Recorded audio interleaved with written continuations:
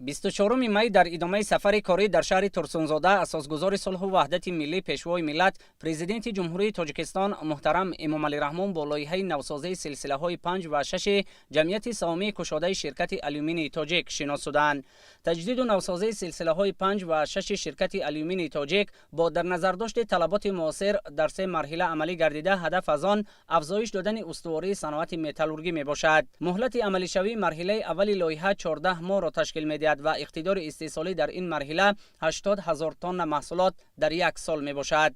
مرحله دوم تجدید و نوسازی سالهای 2025-2026 را در بر گرفته در این دوره قسم باقی مانده سلسله 6 استیصالات الکترولیز نوسازی کرده شده فلز استیصال شونده در یک سال 70,000 تن را تشکیل خواهد داد. در مرحله سوم تطبیق لایحه که 14 ماه مقرر گردیده است، سلسله 5 استیصالات الکترولیز پورا نوسازی و در آن تکنولوژی های نو استیصال آلومینی وصل و نصب می گردد. اقتدار استیصالی در این مرحله از روی لایحه 150,000 تن محصولات در یک سال می باشد. تجدید و نوسازی سلسله های 5 و 6 جمعیت سهامی کشاده شرکت آلومینی تاجیک در زمینه اساسناکنی تکنیکی اقتصادی شرکت چینی گامی در همکاری با چین ماشینری انجینیرینگ کورپوریشن با استفاده از نوترین تکنولوژی های سیستم اتوماتونی اداره روندهای تکنولوژی و تامینات خودکار گلخاک صورت می گیرد. اثنای معرفی لایحه نوسازی سلسله های مذکور اطلاع داده شد که تطبیق پره آن در اساس طلبات معاصر امکان می‌دهد که استفاده قوه برق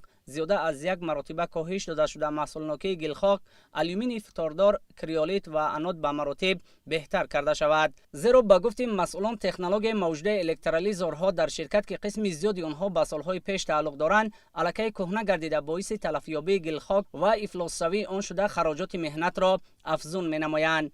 جاری نمودن تکنولوژی پیشقدم جهانی در روند استیصالات با نوسازی پره سلسله های 5 و 6 شرکت آلومینی تاجیک اقتدار استیصالی را تا 300,000 تن در یک سال می‌رساند. با اندیشه متخصصان وصل و نصب تکنولوژی نو استیصالی امکان فراهم می‌سازد که توسط صرفه نیروی برق اتوماتیک کنانی روند استیصالات، رعایت معیارهای تکنولوژی استیصالات و بلند شدن صفت محصولات نهایی ارزش آلومینی کاهش داده شود.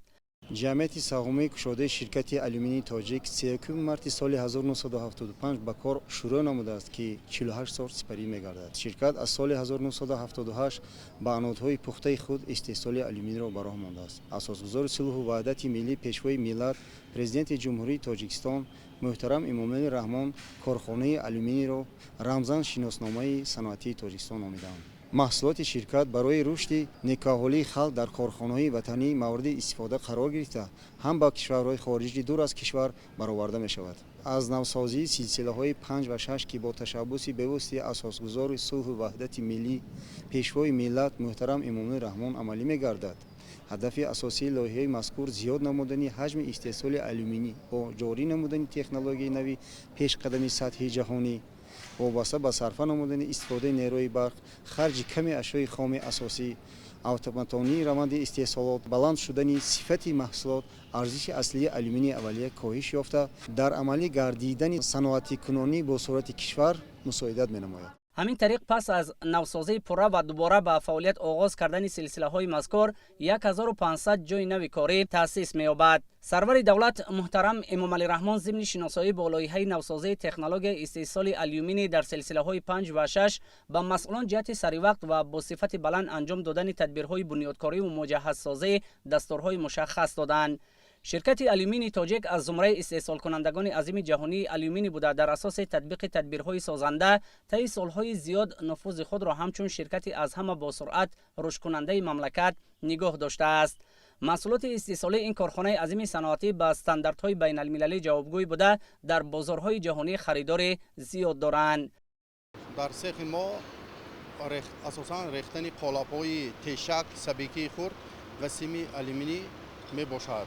سبیکی تشک و سبیکی خرد را ما به خارج مملکت صادرات می نماییم.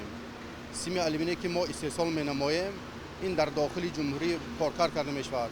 ما این را به ناقلی شهر ترسونزاده کارخانه آید به استیصالات سیمی آلومینی روان میکنیم و به زوادی کابل زوادی شهر دوشنبه سیمایی که ما استیصال می نماییم این را وایها به کار کردن بوده در داخل جمهوری با به احتیاجات مردم پیشنهاد می‌نمایند. با تجدید دو کارخانه نو استحصال آلومینی زیاد می‌شود که این در آینده به کشور ما فایده بزرگ می‌آورد و حائدی هدف‌های استراتژی چهارمی مملکت صنعت کنونی این یک سهمی بزرگ خود را می‌گذارد. ما کارمندان شرکت آلومینی تاجیک کوشش و غیرت می‌نماییم که دستور سپارش‌های اساسگرای صلح و وحدت ملی پیشوای ملت را سربلندانه اجرا نموده در آینده در رشد و نموی کشورمان سهم خود را گذاریم.